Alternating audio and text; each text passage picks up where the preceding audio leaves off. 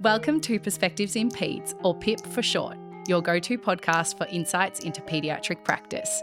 From clinical approaches and emerging research to the everyday wins and challenges, we bring you OT perspectives that inform, inspire and spark conversation. Hi Cowie, hi Mads. Hello. Welcome back to Pipcast. Thank you. Thanks for having us. We're excited to chat all things anxiety today. Yeah, it's good timing because you are in the depths of putting together our upcoming webinar on anxiety. So we are keen to have a chat about anxiety and supporting clinicians to know what to look for, what they're looking at when anxiety presents in their clients. And if they're left feeling like they want more, there'll be a cheeky little ticket link in the show notes as well. But we are going to get started. I'm going to ask, I suppose, what is the difference between worry and an anxiety disorder?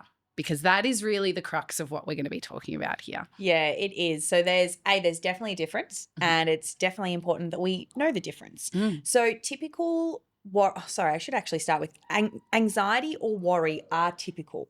That's one of the big things, right? I feel like we just societally, I guess, throw around the word anxiety a lot, which is like no dramas, but I feel like that can muddy the water between like, well, is it just typical and expected anxiety or actually an anxiety disorder? So what anxiety or I guess typical worry, the way you can differentiate them, you will have typical worries that change with age. So for example, and maybe for your twins at the moment, maybe a typical fear like around 3 might be starting to be things like falling down the toilet, or like you start to get definitely has kind of happened. Yes. So. Oh yeah. Well, true danger. Yeah, true danger. They insist on putting the family toilet seat up and sitting on the adult one. So. Yes. Well, fair then enough. maybe, okay, true danger. That may cause an anxiety disorder. We'll wait and see. No.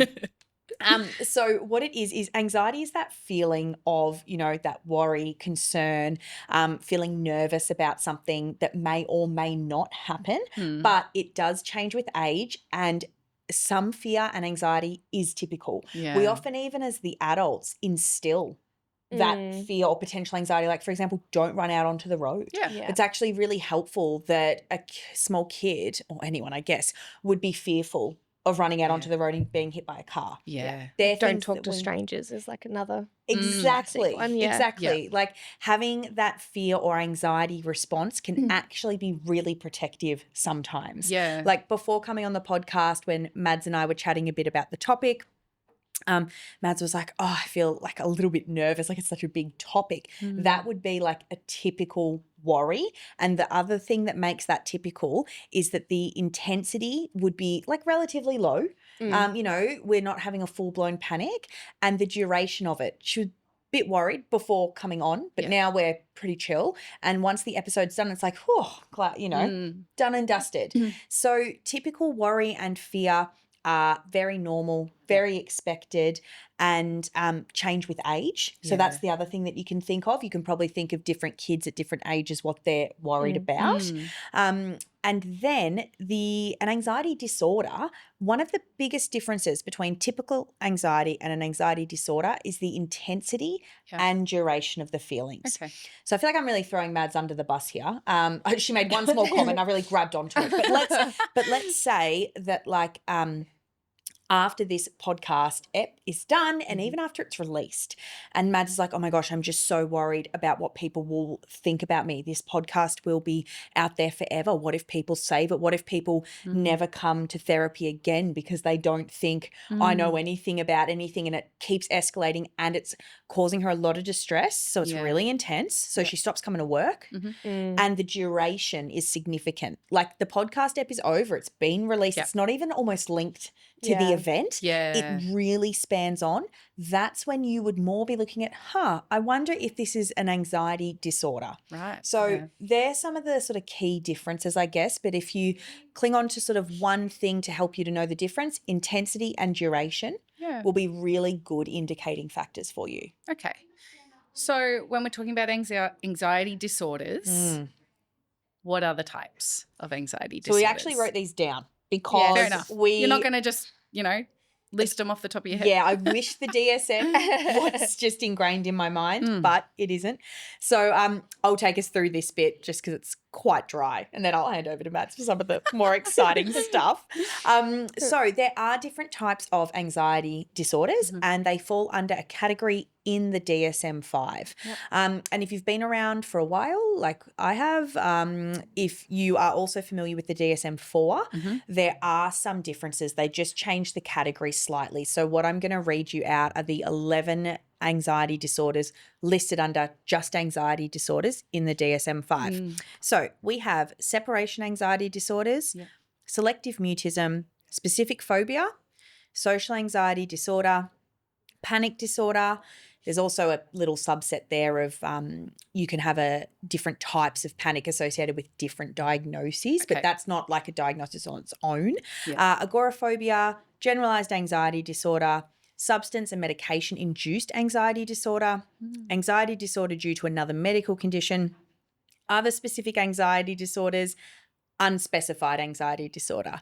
So there's hopefully the most boring part of of this ep done and dusted. But basically there are 11, and one of the main differences with that DSM-5 is that they really narrowed down the anxiety disorder section to like the core anxiety disorders. So for example, in the DSM-4, you had obsessive compulsive disorder and also trauma related disorders, but they've now got their own categories. So it's just really narrowed it down a bit. Yeah, interesting. So how often are we seeing children get diagnosed with these things? Because I know for me in my practice, I'll often get like update letters from pediatricians and it just says anxiety. Yeah. And often I'm like, well, what do I make of that? Is that a formal diagnosis? Is it typical anxiety? Like, what do you make of those kinds of things? Do you assume that is a formal diagnosis? Because I know a lot of clinicians will get those update letters and that will guide their therapy a lot of time as well. Yeah, what do you think? I think because I do also get those where it's like, is it a disorder or is it just sort of that anxiety, the typical anxiety that we're talking about? I guess that's when I would maybe do my own kind of informal assessments with the kid and the family to kind of get a bit of an understanding of kind of like what Cowie has just said, like, is it what's the duration of the anxiety, the frequency, and also the functional impact that anxiety has on the child. And I think we're going to speak to sort of assessment and what that looks like, I think, later as well. Yeah, but I really echo what Mad said. I think, what both of you said in terms of I also would hope that on these letters, which we know it's not always, that the disorder were mentioned. So, for example, anxiety, that is not a disorder listed in the DSM-5. There are different types. So that's also where I may follow up with the PED or the GP too. And I just want to be like, just confirming, are you noticing they're experiencing lots of feelings of anxiety and we're sort of keeping an eye on it because it's maybe been happening for a month, but we aren't too sure yet whether it hits threshold for diagnosable, or are you saying that they have been diagnosed with an anxiety disorder? And often I find that when it's like just anxiety listed, what they mean is GAD, the generalized anxiety disorder. Yeah. What's something you wish you knew or that you wish other people knew about anxiety or anxiety disorders? I think what we've just been talking about, the fact that there is a difference between, anxiety that is expected versus, a more disorder. So I think supporting parents to understand the difference. And I think it's important for clinicians to know that difference, to feel confident in being able to communicate that with families. Because I know, I mean, even just thinking about my current caseload, I know there's a lot of families that are like, oh yeah, I just want to address the anxiety. And it's like, well, what does it actually look like on a day-to-day basis for your child? So that I think is really important for clinicians to feel confident in differing between that. What about you, Cowie? Yeah, I'll piggyback off Mads as well in terms of helping families to know the difference, because it can go obviously multiple ways, but my heart just breaks when we've got a kid with what I would say is quite clearly a diagnosable anxiety disorder who would really benefit from more targeted therapy, perhaps exploring medication as well. And the important people in their life, like, oh yeah, they're just a bit anxious. It's like, well, there's actually a difference between that and an anxiety disorder, because you could just be more of a person who is prone to experiencing a bit more anxiety because of so many things, like the way that you were parented. There's like a genetic component. I was going to say, is there a genetic component? There is. You can just be more predisposed to that. It doesn't mean you have an anxiety disorder. So definitely that. Just to back that one up, and why I think it's so important. And then also us just knowing that anxiety can look different for different people. And I'll bring in, I feel like we probably mention him a lot on here, but Ross Green, in terms of lucky or unlucky communicators. Let's say someone with an anxiety disorder who's really struggling at the moment. It's not, you know, say well controlled or well managed yet. That their way of communicating that they're having a really hard time can look different. So I know for me that, and Mads, I don't know if you're the same. I can't remember. I know Katie's much more tolerant of whinging than I am. It makes me so I mean, I feel like I've been forced into that life now. Yes. That's true. Well, yikes. Then I really don't like it, because all I've got it is in a professional setting, like a 45-minute block. I'm like, oh. So the whinging for me, that kid, and this is why it's so individual, they're an unlucky communicator from my perspective, because I'm like, gosh, you're annoying me. Whereas if it's something like aggression, that doesn't really annoy me. I'm actually much more likely to see, oh, they're having a hard time. Whereas when it's whinging, and this again is personal, you'll all have your own, think about what it is for you, is that I'm more likely to think, gosh, they're annoying, than, oh, wow, they're really struggling. Because I thought whinging was similar for you, Mads, but is it? Or have I mixed it up? To be honest, I don't have many clients that whinge. So I think maybe I attract what I put out. I think I would definitely find it annoying though. Yeah. But do you have anything at the moment that, like, when kids or people just behave that way, for you, that there's an unlucky communication style for them, because your brain is less likely to go direct to empathy? I know, I guess, like, crying often, like, I'm like, oh, that person is having a really hard time. I actually cannot think. Okay, you're just perfect. Moving on. Okay, Katie. I would say like physical aggression is like, because I just struggle to like take that step back from like stress response and like protection and fight flight.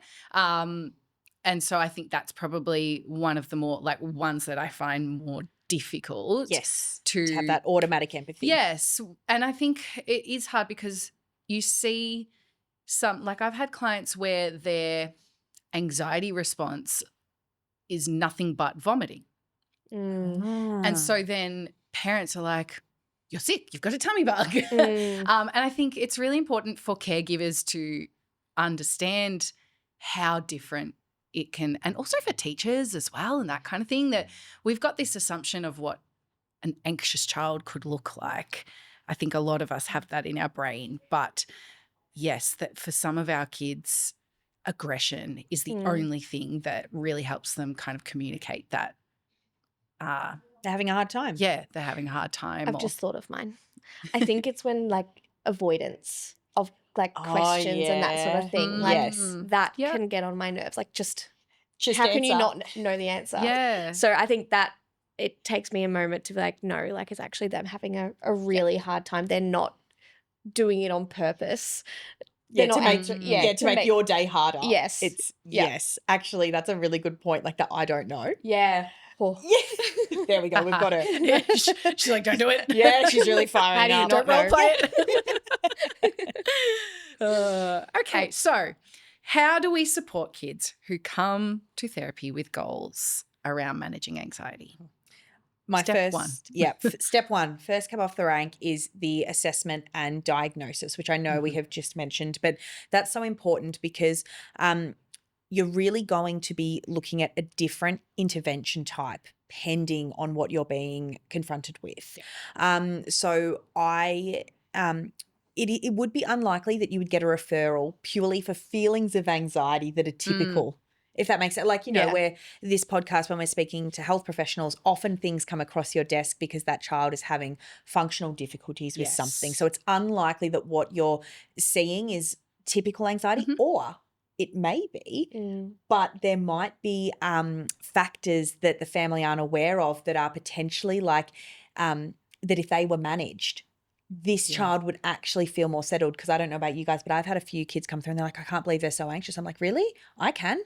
Yeah. There's actually let's look at the context of everything happening. With the context of everything, it would actually be weird if they weren't anxious. And then once all of these environmental factors and everything settle, I actually reckon they'll return back, which is not an anxiety disorder. That's actually just quite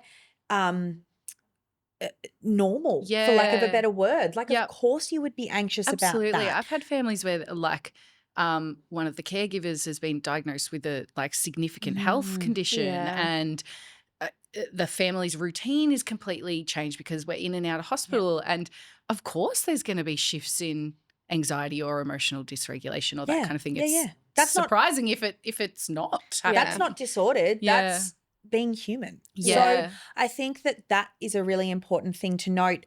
So first off, assessment, like identification, potentially diagnosis is really important. And to skip back for a second, I realized I didn't mention, just in case people aren't too familiar, who can actually diagnose. So in Australia, we are looking at psychiatrists, GPs, pediatricians, and clinical psychologists. So they're the ones that would actually like sign off against that DSM-5 criteria.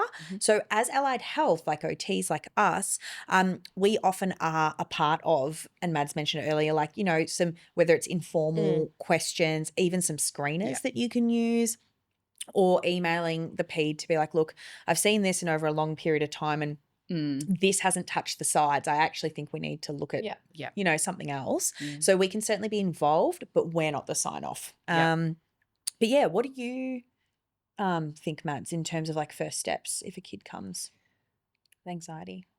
I think you've covered it. I think I always go to the functional impact. And that's just our OT brain working the way that it does in terms of, for example, I'm literally going to put myself out there and say that when I was a young child, like sleepovers and staying away from home was like a massive trigger for me. And the functional impact with that, like I missed a lot of my school camps and that was like really disappointing for me. Or I couldn't go unless I had like my dad came along as one of the parent helpers and that kind of thing. So I think like really looking at like the child's experience of anxiety, but then what the impact of that, like what does morning drop off look like at school every single day, because that separation anxiety is so incredibly high that there's, really big like stress levels in the mornings and that kind of thing. That's where my brain often goes to as kind of step one, is trying to get a really clear picture of what it looks like in that child's life. For sure. Yeah, I would agree. Yeah. Because then I think once we've got the clear picture, or look, and sometimes you don't get a clear picture at all, and that's okay. Let's try to just move forward and still, because like what Katie said, functionally, what can we do to support? There are still some things that you'll be able to do. We don't need to, completely pause and be like, I cannot go any further until we have a formal assessment. Sometimes that is the case though. I don't want to, like today, for example, we're not talking about OCD. It's in a different category, but you would really want to know the difference between OCD and generalized anxiety disorder, because the treatment type is actually completely different. And if you treat OCD like you would treat GAD, you are very likely going to, at best, not help it, and at worst, make it worse. So that's where it's really important. So sometimes you don't pass go until you've got information. But just for today, speaking of generalized anxiety or one of those anxiety disorders, you can then move into, which is great, we've actually got clinical practice guidelines from RCH from 2024. So that would be one of the first things that we look at. So maybe we just run with generalized anxiety disorder for the purpose of like, once they're diagnosed, what do we do? So I thought we could talk maybe a little bit about CBT, cognitive behavioral therapy, because that's one of the evidence-based recommendations from those guidelines. especially for improving daily functioning for kids from 8 to 18. So maybe if we run a bit with that. It's a decent age group. Yeah, it is. And it talks about, I can't remember off the top of my head, but that CBT informed, like play-based therapy can be utilised for younger kids. They were talking about that there isn't too much evidence that they can find for 0 to 3 years old, but they gave a really good link that will pop in the show notes. It's from the Better Health channel, and it is around anxiety and worry in kids 0 to 3. It's really, really helpful, really plain language too. Like it's perfect for parents. But maybe we can sort of zero in on CBT. Yeah. Cool. What would you do, Mads, with a kid? Let's say anxiety 13. Yep. To be honest, at that age, before I'd honestly probably like upskill them or develop their understanding of like what anxiety is. Yes. And what actually happens in our brain.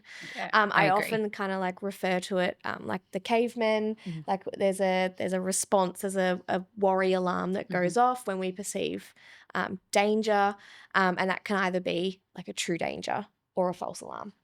So I guess upskilling them to understand that process and their ability to, I guess, be able to identify the difference between a true danger and a false alarm.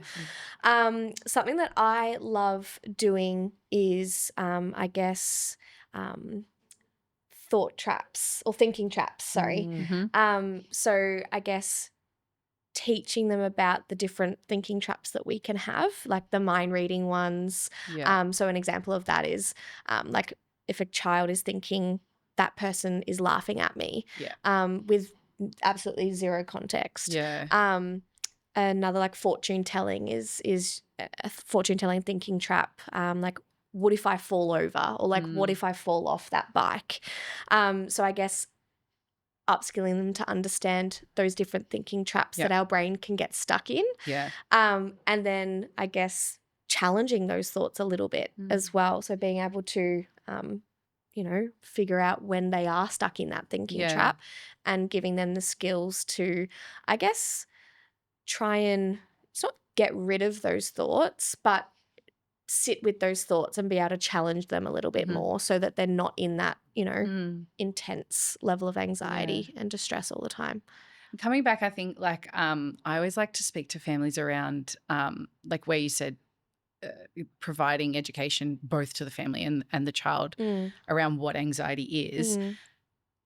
If you don't know what anxiety is, it's an incredibly scary experience. And sometimes really like I've seen lots of kids and teenagers really like put that as like that's their identity as well. And I think really understanding that there's a neurological response here that's happening, that it's actually your body's protective system, and that it's really normal if your brain is telling you are in danger, it is expected that your body is going to feel all these sensations and that kind of thing. And it can be really empowering for them to go like, oh, it's not just me. Like it's not just that is who I am. It's like, oh, there's a reason for that. So I think that's an incredibly important step. And I guess understanding their body clues. Like, why do I have a sick tummy? I guess like it does feel so similar to actually feeling sick. So, upskilling them to understand that, when we do get anxious or nervous,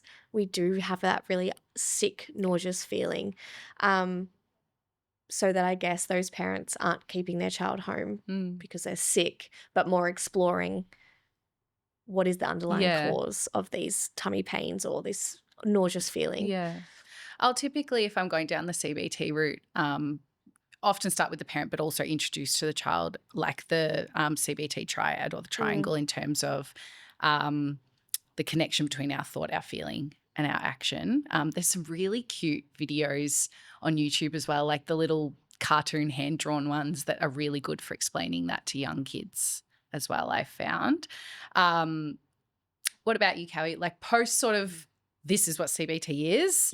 Where do you like to go? Yeah, cool. So psychoeducation certainly does form and should form the basis of all of these treatments. And then where I would go Well, first, I'll give you not a caveat, but I feel like I do this all the time. Yeah. But I just want people to know that it is also important. Yes, we're talking about CBT. There's a lot of evidence behind it's what's recommended.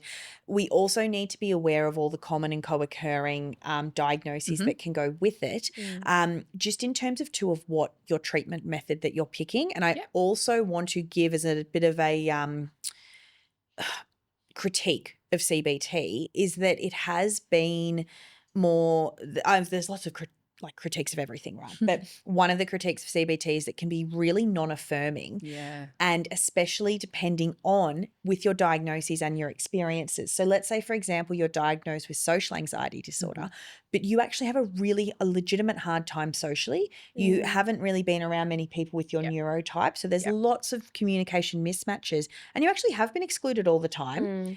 It's not a thinking trap or a false alarm to be like, I think they might hate me. That actually might be quite factual. Based on, so I just want to also caution that. Again, we're talking about CBT, very evidence-based, certainly what you want to look at, but please consider all of the other factors, because imagine how invalidating it would be if your therapist is like, let's challenge that thought. And it's like, well, actually, no, I've never had a friend in my entire life and multiple people do hate me. So I think I had a situation like that where we were doing true dangers of false alarms, and my client said like being hurt at school, like being punched at school. And it was like, that's actually a true danger. Yeah, like it's happening or it's happened. Like I guess it's looking at, talking to the school and all of that sort of thing. Yeah, so, like we're not going to sit there and be like, change the thought. Yeah. You're not going to get punched. It's sort of like, whereas it's very invalidating. Yeah, and that, to me, obviously there's much more going on for this kid perhaps, but just looking at that in isolation, that is a typical fear or worry. Yes. You've been punched in the face last week. I'm a bit worried about getting punched in the face this week. That would fall under typical fear or worry. But that aside, if I go for what I am looking at, a couple of my faves that I've had a lot of success with is a fear ladder or a worry ladder. I'm working on one at the moment with one of my clients where we are looking at hopefully getting out to one new community activity within 6 months. The generalized anxiety disorder for them is very, very disabling, would probably be the best word for it. And going out to try anything new outside of the home is very hard. So we've got this fear ladder that we're working up with, breaking down all the bits and pieces that would lead up to eventually hopefully going to, for this young person, it's going to a big shopping centre because they actually do like to buy a few things. So that's what we're working towards. And if you haven't looked at it before, have a look at fear ladders and subjective units of distress scale, a SUDS, because that is really key in working on a fear ladder. You want to be able to rate the amount of distress that a certain activity causes so that you can slowly work up, because there's a big difference between exposure and flooding. And flooding will just happen if, let's say, for this young person going to a new shopping centre just tomorrow, that would cause like an 8 to 9 out of 10 for anxiety, and it actually won't teach any sorts of skills. It'll just helpful. Just flood them and probably reinforce the cycle of that was awful, because you know what it was? Because they had like a full-blown panic attack. So it was awful. So it's really that they're one of my favourite concepts to teach. Yeah, I like it. How do we know if we're making progress on these kinds of goals? I spoke last. I'm looking at you. I've got some things to say, but I'm trying to be quiet. Don't jump in. Sorry, we're just. Should I answer my own question? We're competing for the mic. Sorry. I guess like something that I would use is like our COPM. Depending on the child's age and awareness and all of that sort of thing, I'd certainly want to utilize that with them and the parent. I guess, we would want to see that reduction in anxiety and potentially those I guess our COPM being rating our performance or how we're sort of engaging in that goal, and then our satisfaction with that. So, it may go up. I guess when we're talking about the fear ladder, have we actually got to the top of our fear ladder? I guess that would be a really great if we're moving up the ladder. They're probably the things that come to my mind. Yep. Mm-hmm. So after the identification and assessment and things like that, hopefully we've set a good functional goal. Yeah. So if we rewind a little bit, we actually need something to work towards to know what we're doing. Yeah. But I think one of the biggest well-intentioned mistakes I see from people is only measuring the reduction of feelings of anxiety, which I know sounds a bit weird. That's obviously what we're aiming for. Yep. But I would actually recommend that and it can be both, but you're measuring their ability to tolerate feelings of anxiety. Now, when you can tolerate anxious feelings more, you do become less anxious. Yes. But the goal we really want to center around is not the reduction. I know this sounds a bit weird, but not the reduction or removal of anxiety, but it's being able to tolerate it in a way that doesn't get too in the way of your participation. Yeah. Because then it's all functional, it's all good. If you can notice, for example, those thinking traps and be like, oh, this feels so gross when like I can tell I'm trying to fortune tell, I get all of those feelings in my body, but going to push through, next step up the exposure ladder. That is huge progress. Yeah. They might still feel quite anxious, but that is your progress. Yeah. So not only just measuring, let's say the reduction in anxiety, but I really want to measure if there's been an increase in functional participation. Because the other thing too is that we want to have a look at environmentally what's going on. So for example, someone who may be really anxious about going to school and it's linked to an anxiety disorder. Yeah. On school holidays, you go, oh, you're all good. You're discharged. Yeah. You're not anxious about school anymore. It's been a great 2 weeks. Incredible. See ya. Yeah. That actually is not a true measure of progress, obviously, because they have not been going to school. Yeah. So sometimes when there is avoidance of activities or not engaging in the activities, for no one's fault, it just might be like, for example, school holidays. Yeah. You can't really measure that progress because, the anxiety has reduced, but you haven't built any ability to tolerate those feelings because you haven't had the chance to. So that would be one of my biggest recommendations too, that we're really looking at what we're measuring it against and that it's not just the absence of any feelings of anxiety. We don't want that for anyone, by the way. You need that going on sometimes. But your ability to tolerate it and for it to hinder your functional participation less. Yeah. Great. Our upcoming webinar. Yes. For all clinicians? It is actually. Great. It's our tagline for it sort of is like a functional approach for clinicians. We're really hoping to bring in our OT lens for it. So if you're interested in anything that we mentioned today, we will be going into it in way more detail in our upcoming webinar. Yeah, fabulous. Well, thank you both for joining. We're very excited about that webinar. We'll pop the ticket link in the show notes. We'll also put the link to the guidelines that we've mentioned and the Better Health link as well. Yep. Those two are really great. And the Better Health one as well, I can confirm that can even just be a straight parent handout. The guidelines, although they're quite nice and like easy read. I think they're sub 100 pages, but not just an easy handoff, whereas this Better Health one, nice, easy handoff. Yeah. Great. All right, well, thank you. And we'll hope to see you both very soon on another episode. Thanks, Katie. Thank you. Thanks. Bye. Bye.